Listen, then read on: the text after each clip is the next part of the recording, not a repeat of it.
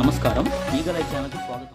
విద్య దేశాభివృద్ధికి ప్రధాన శక్తి అన్న దృఢ విశ్వాసంతో ధనిక్ భారత్ విద్యా సంస్థలు రూపుదిద్దుకున్నాయని ఆ సంస్థ అధికార ప్రతినిధి రావుల రవీంద్ర మీడియా సమావేశంలో తెలిపారు. ఈ ఆత్మీయ సమ్మేళనం యొక్క ముఖ్యమైనటువంటి ఉద్దేశం మనందరికీ తెలిసినటువంటి, మనందరం గర్వించదగినటువంటి మన తెలుగుంటి ఆడపడుచు మల్లవరపు బాలలత మేడం గారి ఆధ్వర్యంలో ఎన్నో సంవత్సరాలుగా, ఎన్నో దశాబ్దాలుగా అభివృద్ధి చెందుతూ మిగిలిపోయినటువంటి భారతదేశాన్ని అభివృద్ధి చెందిన భారతదేశంగా మార్చడం అనేది ధనిక్ భారత్ మిషన్ యొక్క లక్ష్యం. ఆ ధనిక్ భారత్ మిషన్ యొక్క లక్ష్యంలో నుంచే పుట్టినటువంటిది ధనిక్ భారత్ విద్యా సంస్థలు.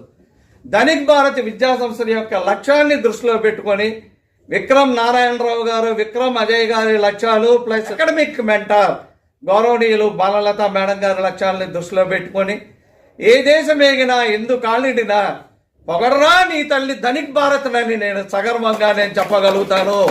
అభివృద్ధి చెందినటువంటి భారతదేశంగా అమెరికా, రష్యాలో ఒకప్పుడు అగ్రరాజ్యాలుగా చెప్పుకునే వాళ్ళు, వాటి పక్కన ఇంకా ఎక్కువైతే వాటికన్నా సమున్నతంగా తీసుకెళ్లాలనేటువంటి ఏకైక లక్ష్యంతో విద్యా వ్యవస్థని స్థాపించారు.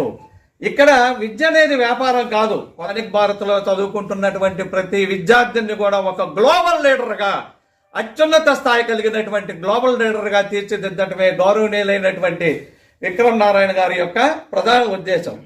మనందరం చదువు పూర్తయిన తర్వాత పొట్ట చేతితో పట్టుకొని ఉద్యోగాలకు వెళ్తాం, కానీ వాళ్ళ సంకల్పం అది కాదు.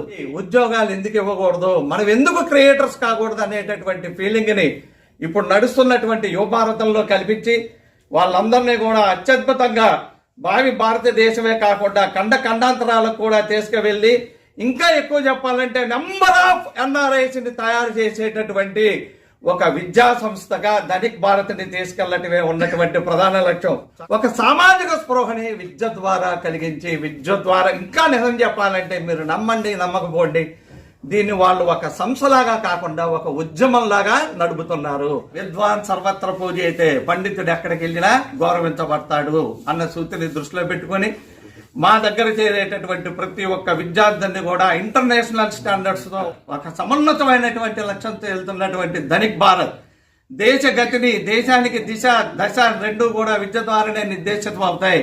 ఆ విధంగా చేసి భారతదేశం నుంచి ప్రతి ఒక్క విద్యార్థిని కూడా ఒక అంతర్జాతీయ స్థాయి విద్యార్థిగా తీర్చిదిద్దటమే, గ్లోబల్ లీడర్ గా తీర్చిదిద్దటమే మా ధనిక్ భారత్ విద్యా సంస్థల ముందు ఉన్న ఏకైక లక్ష్యం. ఇది మేము వ్యాపారంతో కానీ వాణిజ్యాంశాలతో కానీ పెట్టినటువంటి అంశం కాదు, ఒక సామాజిక బాధ్యతగా తీసుకొని చేస్తున్నటువంటి అంశం.